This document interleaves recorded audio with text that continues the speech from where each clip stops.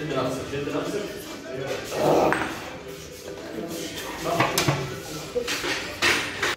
ومعكم الكابتن عبد المنعم. طبعا زي ما شفتوا في اول فيديو، اول حاجه لعبتها صدر علوي بالبار، وثاني حاجه لعبت وانا نايم كده.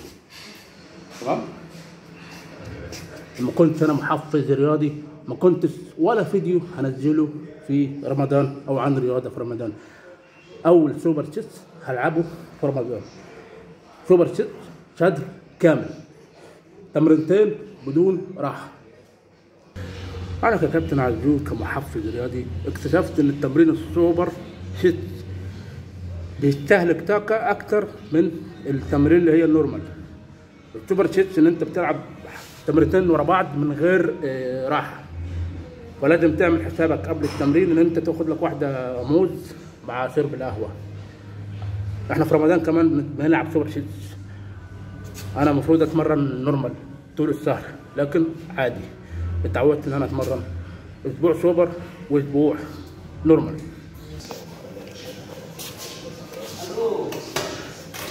انا خليت التمرينتين، هنخش على التمرين الثالثه والرابعه مع بعض.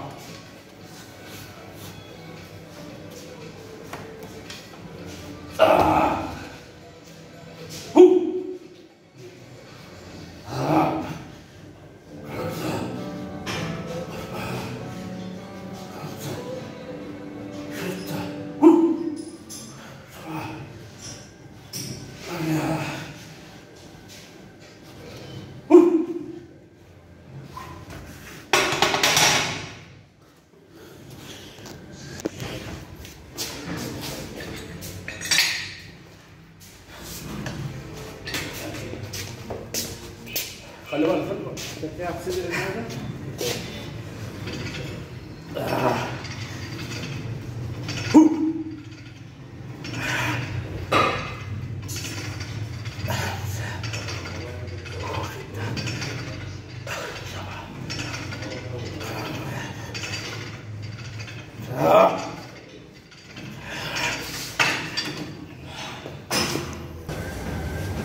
اتفاعلوا واعملوا سير، واتمنى التفاعل يصير قدام. رساله للشباب والبنات اللي مش بيتمرنوا في رمضان، فرصه رمضان لحرق الدهون وانك تحافظ على العضلات. طبعا ثالث تمرين اللي هي عمل تكريم خد، تمام؟ بعد كده خد رابع تمرين السوبر ست، ان احنا نلعب صح، نلعب تمرين صح واداء صح. اهم حاجه بعد ما تشوفوا الفيديو تعملوا شير ودعم، تمام؟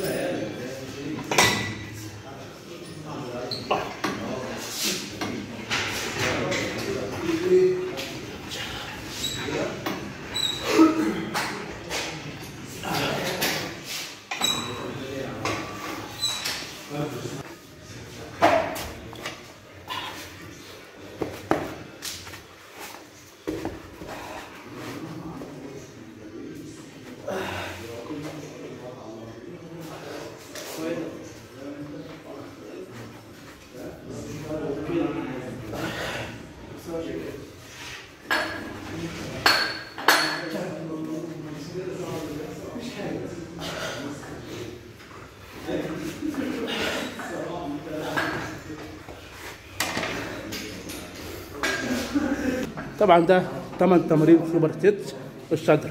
يلا بينا ناخد تمرينتين باي وتراي.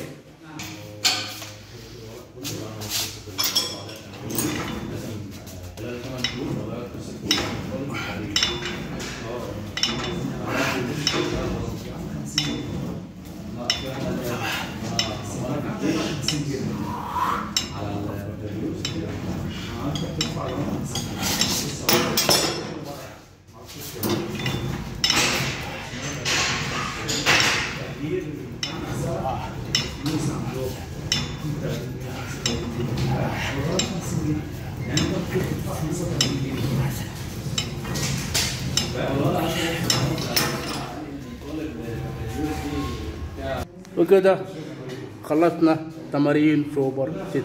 لا تنسوا الاشتراك واللايكات والدعم القناة، وشكرا.